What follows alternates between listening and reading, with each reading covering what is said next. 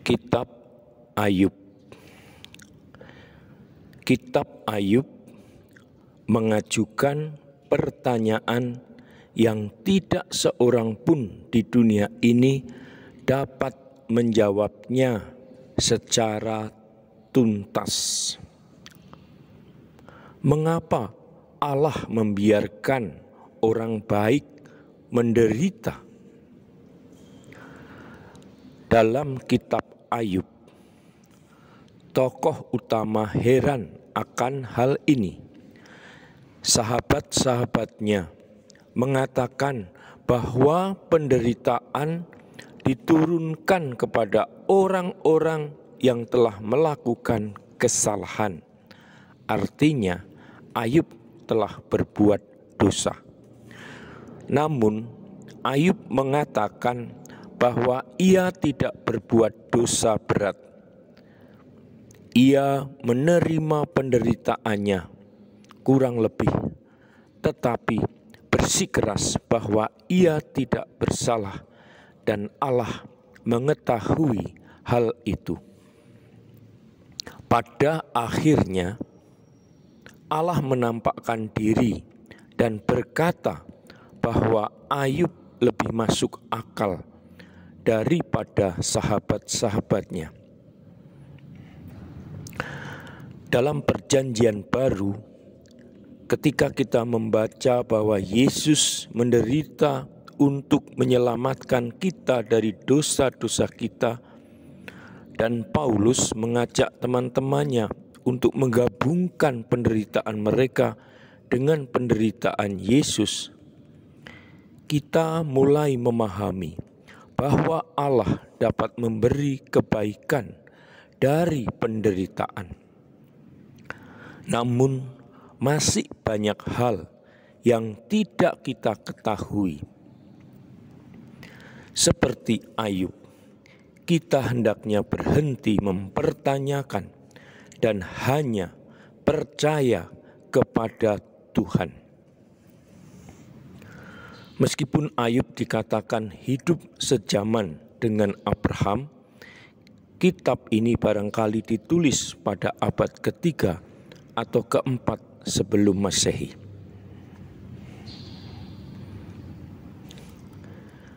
Di tanah Uz, hiduplah seorang laki-laki bernama Ayub. Ia adalah orang baik yang menghormati Allah dan menghindari dosa.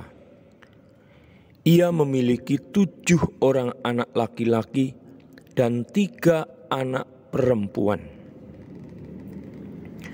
Kekayaannya terdiri dari 7.000 domba, 3.000 unta, 500 pasang sapi, dan 500 keledai, serta mempunyai banyak sekali hamba. Pada suatu hari, ketika anak-anak Allah datang untuk melayani Tuhan, musuh iblis datang bersama mereka. Tuhan berkata kepada iblis itu, "Apakah engkau memperhatikan hambaku Ayub? Tidak seorang pun di dunia ini seperti dia. Ia menghormati aku dan menghindari dosa." Iblis itu menjawab, "Engkau telah memberkati pekerjaannya dan ia memiliki banyak hal. Namun ambillah dan sentuhlah segala sesuatu yang ia miliki, dan aku yakin ia akan menghujat engkau." Kemudian Tuhan berkata kepada iblis,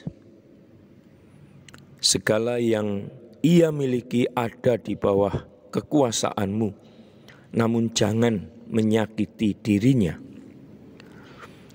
Kemudian iblis pergi menjauh dari hadapan Tuhan. Kemudian cerita itu berlanjut. Iblis mengirimkan prajurit untuk membunuh hamba-hambanya dan mengambil ribuan domba, unta, dan keledainya. Namun Ayub tidak mengatakan sesuatu yang jahat tentang Allah. Tuhanlah yang memberi dan Tuhanlah yang mengambil, kata Ayub. Terpujilah namanya. Kemudian iblis kembali kepada Tuhan dan memohon izin untuk menyakiti diri Ayub. Ia hendak membuktikan bahwa hal ini akan membuat Ayub menghujat Allah. Tuhan berkata, "Ia ada dalam kuasamu, tetapi jangan bunuh dia."